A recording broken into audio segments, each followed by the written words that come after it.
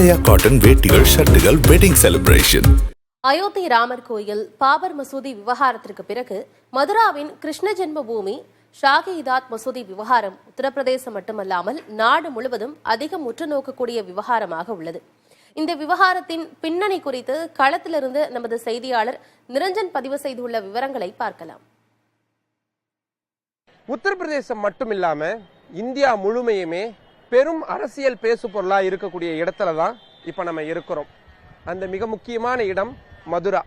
உத்தரப்பிரதேசத்துடைய மேற்கு பகுதியில் அமைஞ்சிருக்கக்கூடிய இந்த மதுரா நகரம் இன்னைக்கு இந்தியா முழுவதும் உற்று நோக்கக்கூடிய ஒரு இடமா இருக்கு. அதுக்கு மிக முக்கியமான காரணம் எனக்கு பின்னாடி தெரியக்கூடிய இந்த இரண்டு வழிபாட்டு தலங்கள்.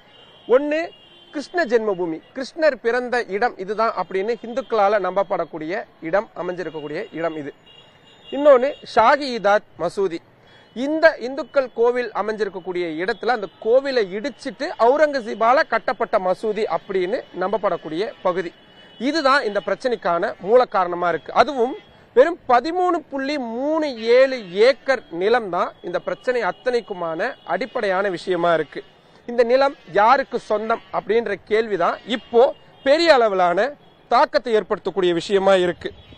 இந்த பிரச்சனையை பொறுத்த வரைக்கும் 1614 இந்த இடத்துல மிக முக்கியமான ஒரு கோவில் கட்டணும் அப்படின்னு முடிவு செய்யறாரு ராஜ்வீர் சிங் பந்தேலா அவர்கள். இந்த இடத்துல தான் கிருஷ்ணர் பிறந்தார்னு சொல்லி அவர் ஒரு கோவில் கட்டுறாரு. 1670 முகலாய பேரரசரான அவுரங்கசீப் அவருடைய நீதிமன்ற ஆணையை பிறப்பிச்சு அந்த கோவிலை இடிச்சு தள்ளிட்டு அதுக்கு பதிலா இந்த மசூதியை ஷாஹி-இ-தாத் மசூதியை கட்டினாரு அப்படின்னு இந்து தரப்பினர் சொல்றாங்க. அலகாபாத் உயர் நீதிமன்றம் இந்த மசூதிக்கு உள்ள அறிவியல் ஆய்வு பண்றதுக்காக ஒரு குழுவை அமைக்கிறாங்க. அந்த குழுவுக்கு இடைக்கால தடை விதிச்சிருக்கு உச்சநீதிமன்றம். கடந்த ஜனவரி 16ஆம் தேதி விதிக்கப்பட்ட அந்த இடைக்கால தடை இப்ப வரைக்கும் தொடர்ந்துகிட்டு இருக்கிறத பார்க்க முடியுது.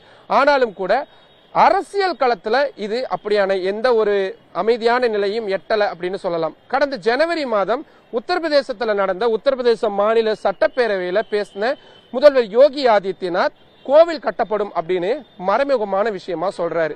அதையே அதுக்கப்புறமா உத்தரப்பிரதேச மாநிலத்துடைய துணை முதல்வர் கேசவ் மௌரியா வெளிப்படையாகவே இந்த இடத்துல நாங்க கோவில் கட்டியே தீர்வோம்னு சொல்றாங்க.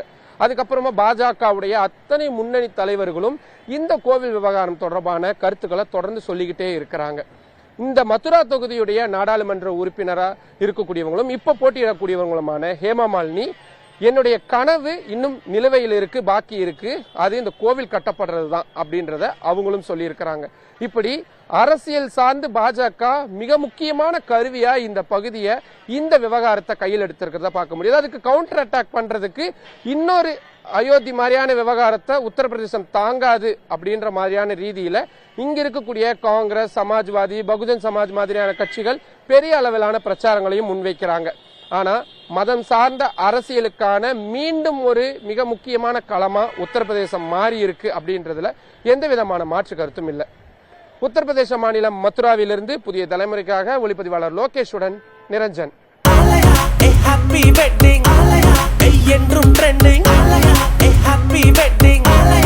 ஆலயா காட்டன் வேட்டிகள் ஷர்ட்டுகள் வெட்டிங் செலிப்ரேஷன்.